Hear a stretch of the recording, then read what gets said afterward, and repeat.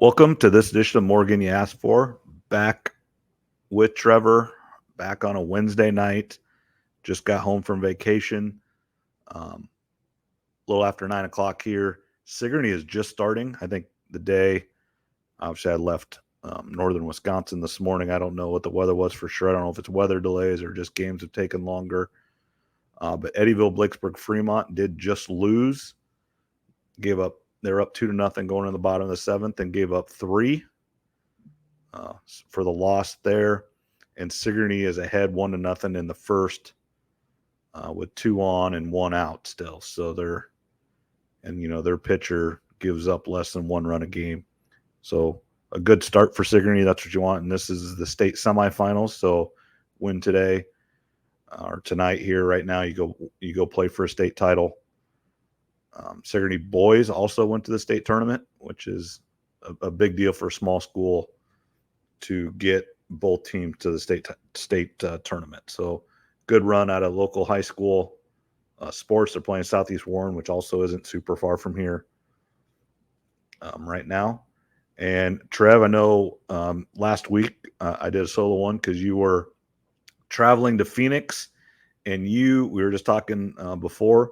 You were in the airport debacle. Now, I heard a little about this, but obviously with me not flying a lot, I didn't pay much attention to what was going on, but you were caught right in the middle of it. So go ahead and explain your story and how it all went down. I won't go through it detail by detail, but basically in about a 40-hour period, I spent 21 hours, give or take, at the airports.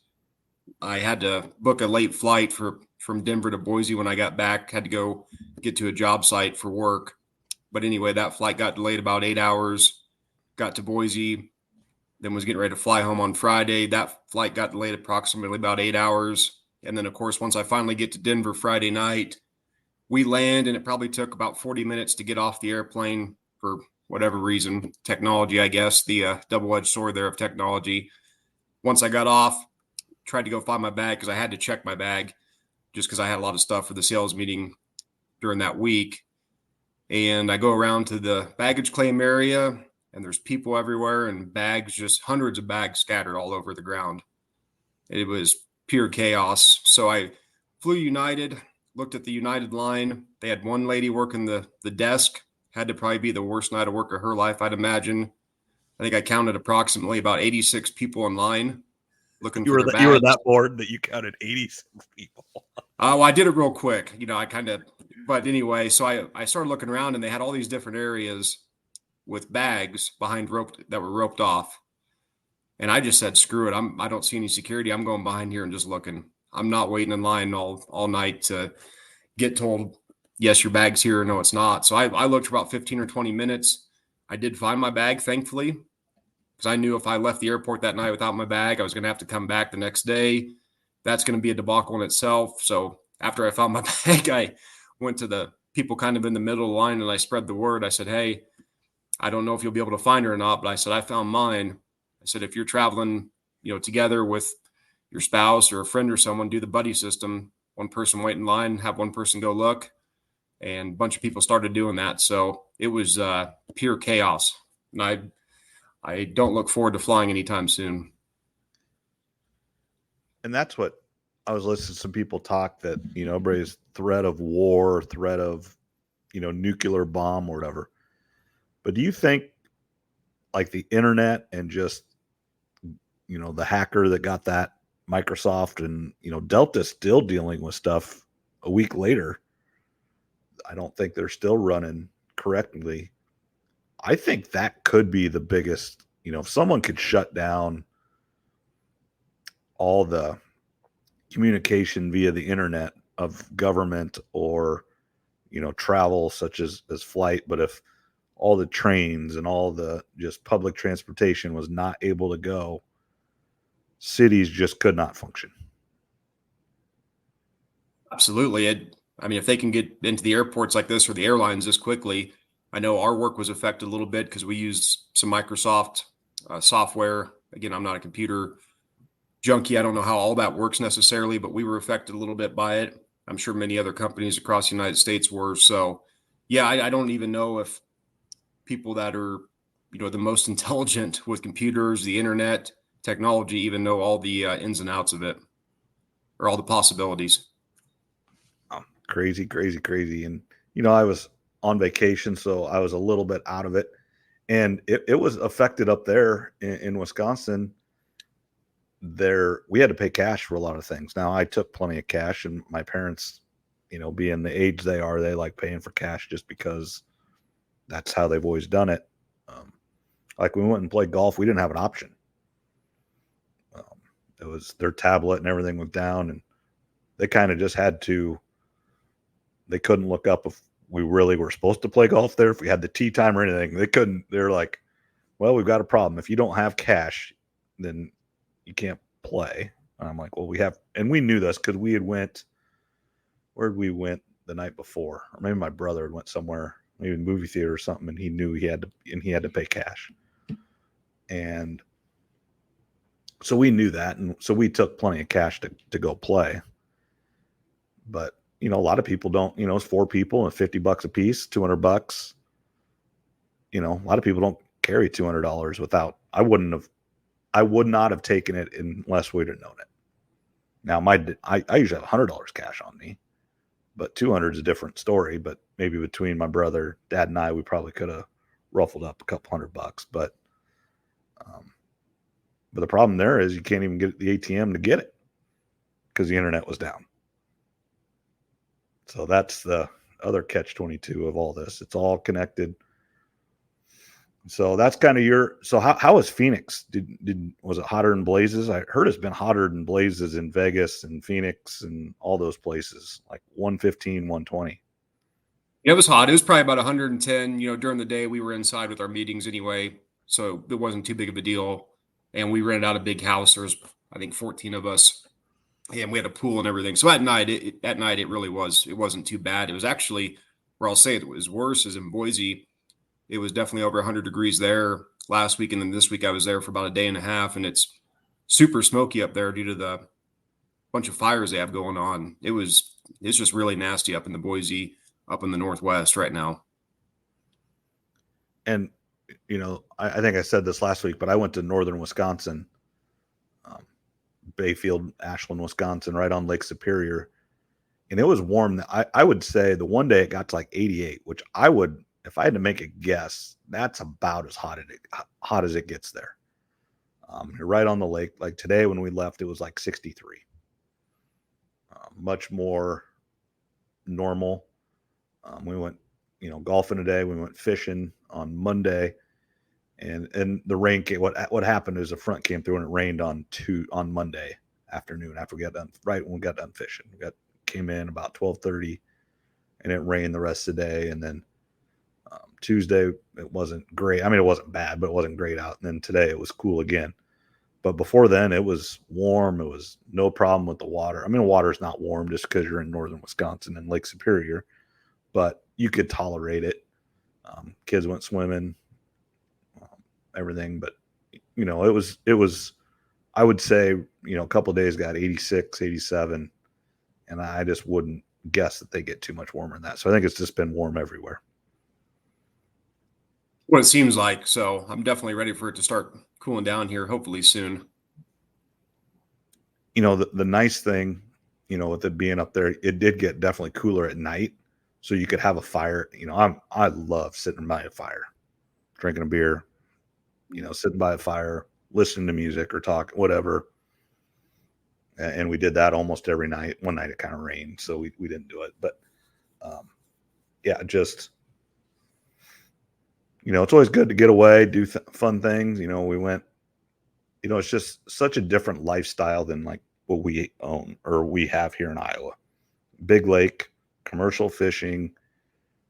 You have to take a boat to, this one island we went to out in the middle of Lake Superior. People commute that way. So they get on a ferry and you put your car in the ferry and you go across. And it's just so different than here we are in Southern Iowa. And my parents actually went over we came home today. My brother went home Monday night. Yeah, Monday night. And my parents actually went over to Michigan, up through like Sault Ste. Marie and Mackinac Island and over into Michigan for a few days. before they come home. And it's just that lake is so big and so cold, and just different lifestyles. There's different little pockets like that across America where people that live on a lake, people commute by ferry, like you're talking, definitely different. But that'd be my type of weather up there too. Not too hot during the day, just cool enough at night, or if it's too cold, get a fire going, like you mentioned. That's the preferable weather. You start getting above 90 or in the hundreds, and it's just too warm. Yeah, we the one night I got a little, put a sweatshirt on and shorts, and perfect. And that's what the guy, went fishing. We had a guide and then a first mate and everything. We were on a 31-foot, boat we could have stayed on for days. The first mate guy, that did all the rigging and everything. He loves the cold, and the captain was a little bit older, closer to my dad's age. He's like, I love it too, but as you get older, it does get a little tiresome. But they duck hunt, they deer hunt, they guide ice fishing too out on the lake. So he goes, I don't do the ice guiding as much as his son does it too, and on another boat. And then Andy is the first mate, and he goes, I love the winter. And I think up there, that's the thing. Like the resort we stayed in, it's rented all year because there's snowmobile and 4-wheeler trails, and then the ice fishing there is really good. And just if you live in that part of the world, cold is just part of it. And if you don't like it, you're not going to live there because it's just too long. They said they can fish out in open water till almost Christmas, which surprised me a little bit. But it's kind of like it's not an ocean, but it's big. So I suppose there's just enough movement in the water, and just that it doesn't freeze as fast as you think it would because it's just so big. Yeah, it just takes a lot longer for that much water to freeze. But yeah, up there, that's year round. I'm sure they are packed year round with people that want to come up during the summer, and then, as you mentioned, people that want to go up and snowmobile, ice fish, or whatever other activities they're going to do during the wintertime. But it sounds like you guys had a good time though up there. No, yeah, it's always good. You give me a lake house, I could go to Lake of the Ozarks too all the time, and it's just a completely different way of doing it. But give me a lake and just hang out, lake, river, whatever you want to call it. I'm pretty good. And we went up through Duluth and over. And Duluth is a fun place too. I'd only been to Duluth once. My dad, Tyler, and I went up to the Boundary Waters fishing, and we drove to Duluth and stayed all night. We literally got in, slept in a hotel room, and then left the next day. So we didn't do anything, but we spent, an evening and in the morning in Duluth doing different things, a zoo, an aquarium, and canal park and everything. It was pretty good. That's an underrated town. You could spend several days there, and then actually on the way back, right on the Wisconsin-Minnesota border is a big lake, river, which is Somerset, Wisconsin. You ever heard of that? I think that's where some of the Apple River is there. So you do the tubing and kayaking down, and then there's a big amphitheater, kind of like Hinterland, where Luke Bryan comes and play. I was looking up who's coming. I think Dave Matthews goes there a lot. There's two different ones. There's that one, and then there's Alpine Valley. And I sometimes get them confused, but there's always some big festivals and big acts at this place, at these places. And we went downtown. It was Tyler's birthday today. He turned 12 today. And 4 years ago on his birthday, we were driving home from the Boundary Waters, and then today we were driving home from northern Wisconsin. So his birthday is a travel day.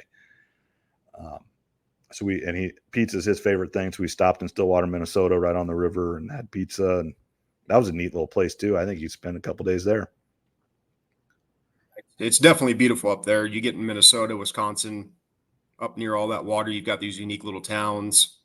You can go sit out on a deck somewhere right by the water and eat food, have a drink. It's beautiful up there. It's one of those places that it's kind of hidden. A lot of people around different parts of the country wouldn't even think about it.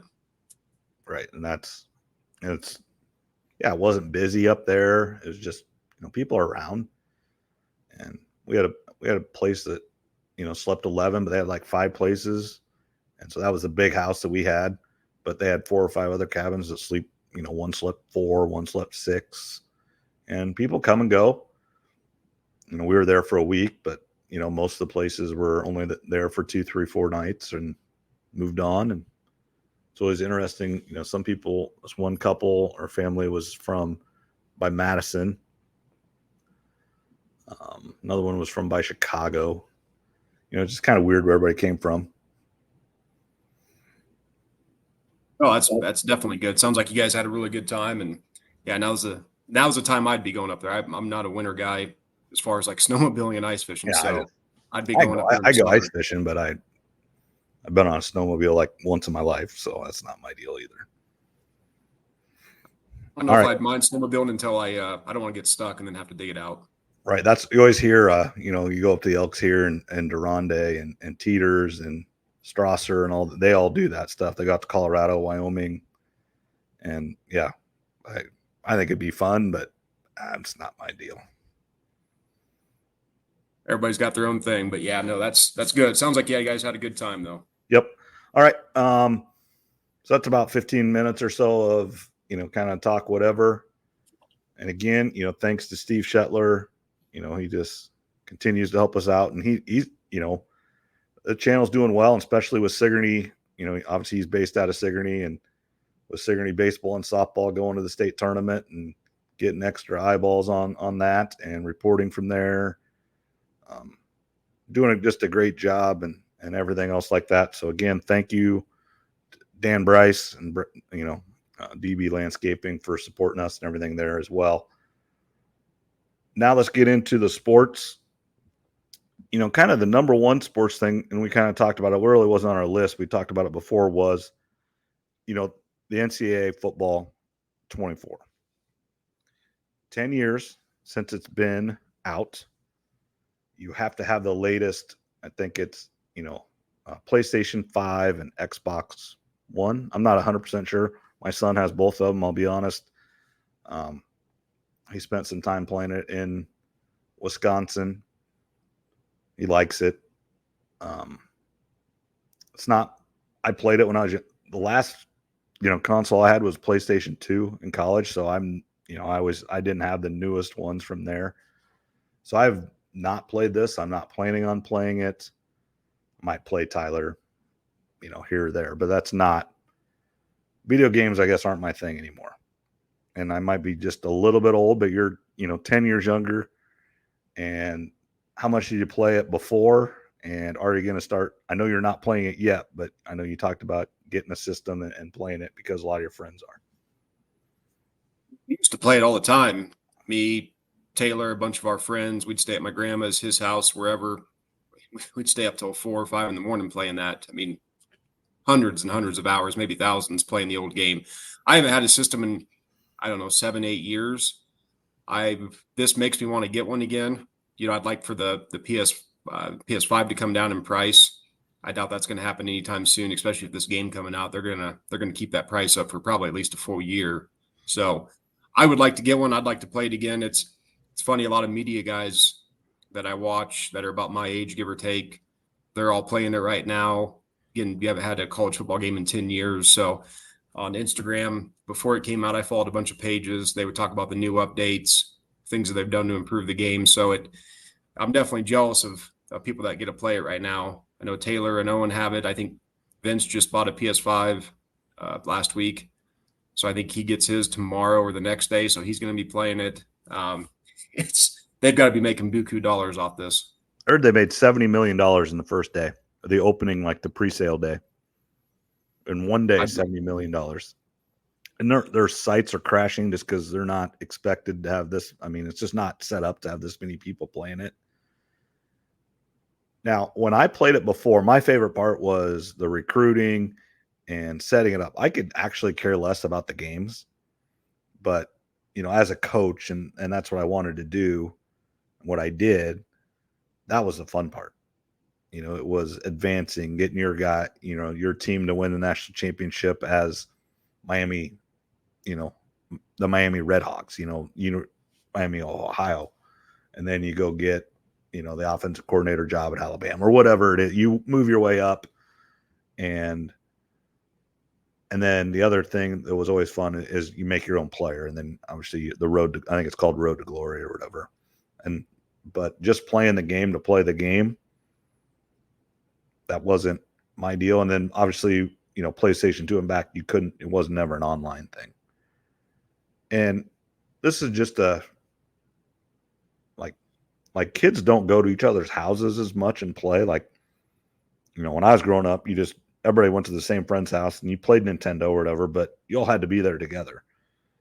And today, my son can get on his thing and go talk to 4 of his friends playing a game. They don't even have to be in the same. They can be anywhere in the world as long as they're on the internet. So it's just a different, they can play each other. It's not like, when I was a little older in college, you played, had the Nintendo 64 and you had GoldenEye. You get 4 guys going, but you all had to be right there and had 4 controllers right into the Nintendo 64. But it's just so different now. And I've never played an online game really like that. So it's just foreign to me, but I think it'd be fun. Yeah, back in the day too, you had to have the split screen, which was always kind of you had to get used to that. And then when you were playing the football game, you didn't want who you're playing to look at your plays because obviously you could see some of them. They kind of had an idea what you were going to run. Yeah, we used to do that too. We just randomly land on 3 teams. We'd make ourselves as coaches or whatever, and then we'd get to pick one of the 3 wherever it was. And then, as you mentioned, just work yourself up, recruiting, get a better job. We did all that stuff too. So, yeah, I'd like to get a system, especially for the wintertime when there's not as much to do. You're kind of stuck inside more. But like I said, I'm going to try to wait for the price to come down. All right. And then, kind of first real sports topic that's kind of happened was Saturday night, Caitlin Clark and the WNBA All-Stars. And I want to put that in quotation, and maybe you know a little bit more than I do. So were those all voted on, or did they have to, like obviously Caitlin Clark was the highest, had the most votes. So she was an all-star no matter what. But did they have to take some up, like choose some, because some of the all-stars obviously were on the Olympic team? Well, I believe what they did is all the ladies that were on the Olympic team, they just removed them from the list. And then they took the top however many from the rest of the votes. I believe that's how they did it. Okay. That makes sense. Or even if, even if they were all on the list, you just go down to the next, you're taking the top 24 vote getters, most likely.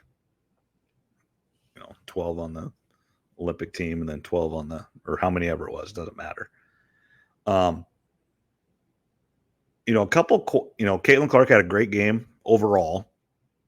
Her shooting is off. She can't shoot it anymore, which is really, that's weird to say compared to what she was in college. She can't shoot. It just shows the difference in athleticism on the defensive end in the WNBA versus college basketball. You saw Kelsey Plum just guard her 94 feet, and she still made a heck of a play and got a 3-point play for Aaliyah Boston. I don't know if you've seen that highlight, but touched it twice. But she has to work so hard just to get the ball down the floor and to get the ball to her teammates that shooting is just out now. And that's not what she's, I think we've talked about this a little bit, but that's not what she is going to be asked to do in the league as much as she was at Iowa. But her passing and her control of the, you could tell she knew to beat the Olympic team, they had to run. And that is perfect for her. She just wants to go, go, go. And as long as she could get the ball going forward, she's tough to stop. Yeah, you're right. She knows to keep the pace up. I think her legs are about shot at this point. I expect when she comes back after this break, I think her 3-point shot's going to be a lot better the second half of the season.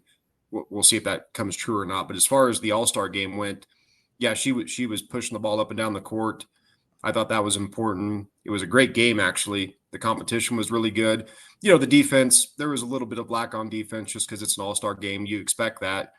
But I think, when you compare it to the men's big 3, the NFL Pro Bowl we know is a joke. I mean, they shouldn't even be playing that game because it's so dangerous.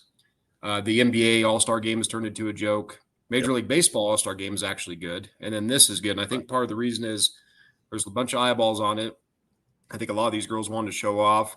There is some there is some bad blood between some of these players and the Olympic team, which the MVP of the game spoke out about. And then I think, too, part of it is they don't make a ton of money. So I think they can try a little bit harder in these games. Yeah, they're not out, and the team's not. The Major League Baseball is awesome because it is baseball. They play the game the same. But the problem with Major League Baseball is every pitcher only pitches one inning, which I understand because you want everybody to pitch and you don't want a guy getting hurt in an all-star game. And everybody gets one, maybe two at bats for hitters. So you're just the your Otani and Judge and Soto and Paul Skeens, you just don't see him very much in the game. And that's just the reality of the game. But yeah, now it'll be interesting next year to watch this and to see if it's way different because this was probably the U.S. team's hardest game leading up to the Olympics and probably maybe even in the Olympics. And they knew that. So they knew this was going to be tough because these are really good players. I mean, Caitlin Clark, and I'm not even going to try to say, but the girl that scored 34 points. Okay. Yeah, I mean, she was awesome, and she withdrew her name from the team, but it was because she wasn't going to get picked because of politics. And now you could see Tarasi and Griner, they have flashes where they can still play, like the first play of the game, which you have your pin down screen, come back and get her up in the 3. Now that's her home court. They wanted to do that, and she can still shoot. I mean, don't kid yourself. She can't do what she used to do. She's 40 years old. She's been in the league for 20 years. But she can still shoot. And then Griner, when she gets, I think some of her issue is a little bit of health. And when she gets the ball, she's tough. She's 6'7". People don't understand how big she is. She's 6'7". She makes Angel Reese and Aaliyah Boston look small. And she's got good touch. I was actually impressed with her and how good she was in the game. She didn't play a lot. But you watch them all get up and down. Now, I don't know if it was just because it was an all-star game and they weren't giving it 100%, but getting up and down the floor is not either one of their fortes. And Caitlin Clark and Aaliyah Boston and Angel Reese were just up and down and leaving those girls in the dust. Yeah, I joked with some people after the game. I said, well, the gold medal game's over now. Yeah. That was the gold medal game of the Olympics, essentially. Right. And, speaking of Enrique, the girl who won MVP, I was just thinking about what you said a couple weeks ago. That would be the perfect addition to the Indiana Fever if they could somehow get her. She's under contract with Dallas through 25, but that would be a great addition. And I just think you're right. Brittany Griner did have some really good moments in the minutes that she did play, but the pace is much quicker. And one thing I've noticed with the WNBA, we've talked about it, a lot of the bigs still control the game. It's like old school NBA basketball. And I think there's going to be an influx of shooters and a little bit more talented, quicker players coming into the WNBA over the next 5 years. So I think we are going to see a transition of the bigs maybe not being as important or as dominant, but that's going to take some time because you can tell in a lot of games too, in the regular season, Caitlin's pushing that ball up and down the court. And other teams just aren't doing that. No, she that's how, well, she can hit that, if a player could ever catch the ball and actually finish, and we've talked about that, the game before where she had 19 and set the record, there was 4 layups that were freaking missed again. So she could have had 23 assists without any problems. Now, there are obviously some other shots that were made that maybe shouldn't have been, that's just the reality of basketball. But if girls could ever make layups in the WNBA, it would help Caitlin Clark and the league in general a lot. And that's the difference in men's and women's basketball is the men just go up and dunk it and don't miss. And we've talked about that, but it is sometimes hard to watch.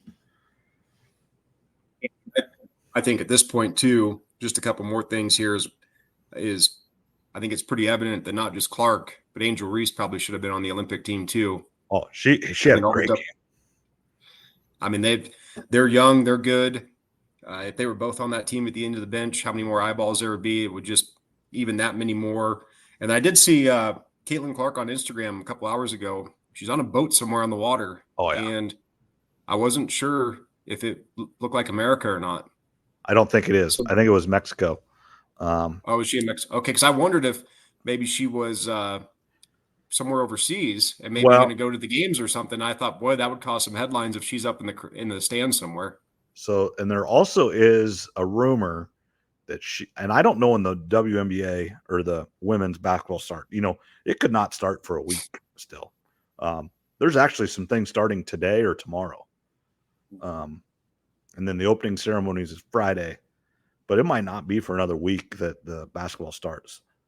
But I heard a rumor today. I was so obviously with an 8-hour drive and listening to podcasts and stuff. I heard that there is a little bit of rumors that Caitlin Clark could be part of the media and announcing or something, just because I think NBC knows they want her, and it would be smart for NBC to do that. Now, again, like you said, it would cause all kinds of issues, I think, with the WNBA and the Olympic team. But for NBC and the Olympics, I think it would be genius. I hadn't heard that yet either. That's a great idea actually. If they could get her to help announce, that would be awesome. Yeah, and you're right. It would cause all sorts of headlines, but too bad.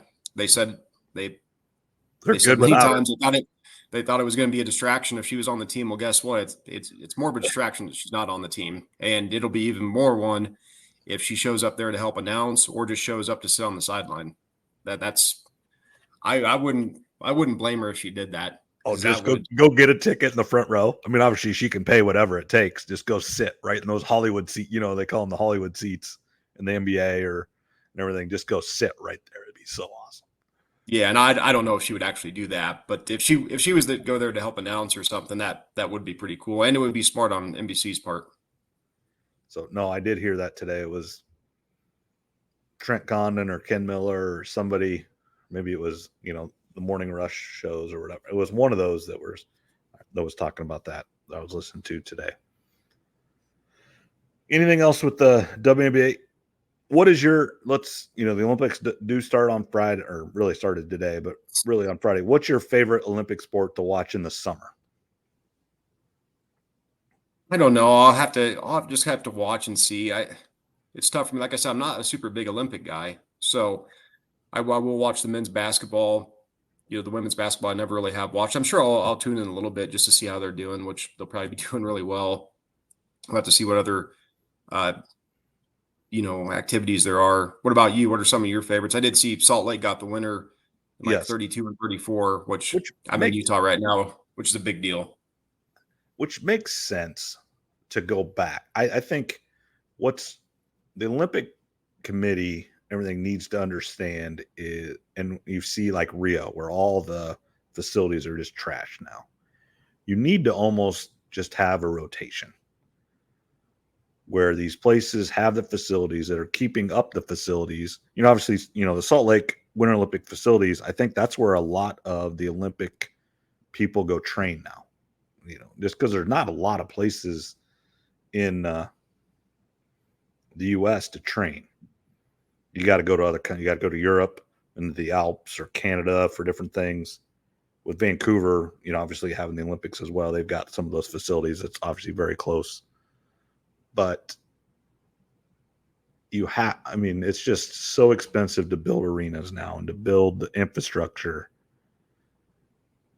Even LA has it in 28. They're not building everything new. They're going to use the Coliseum.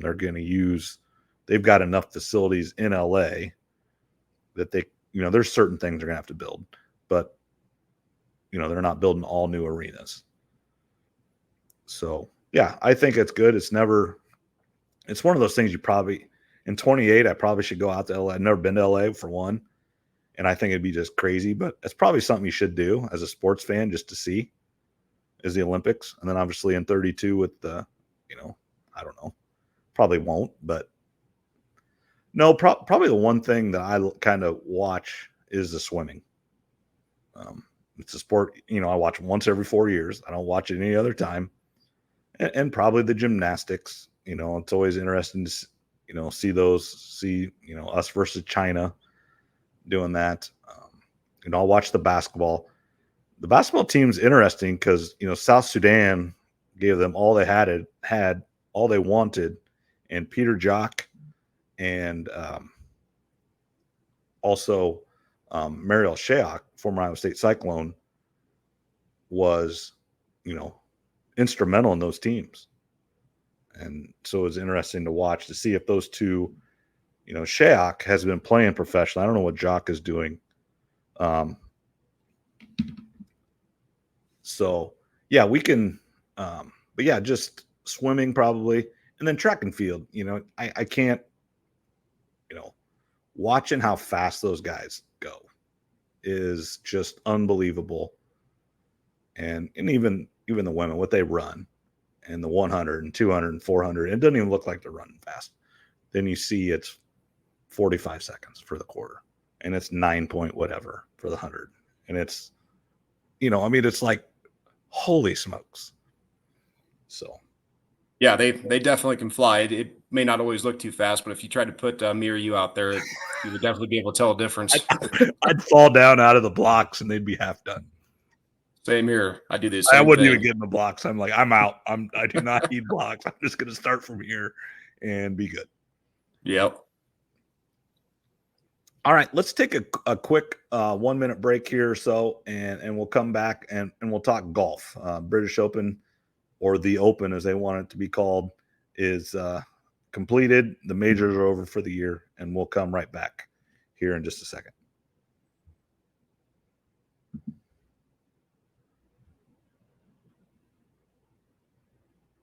Are we good?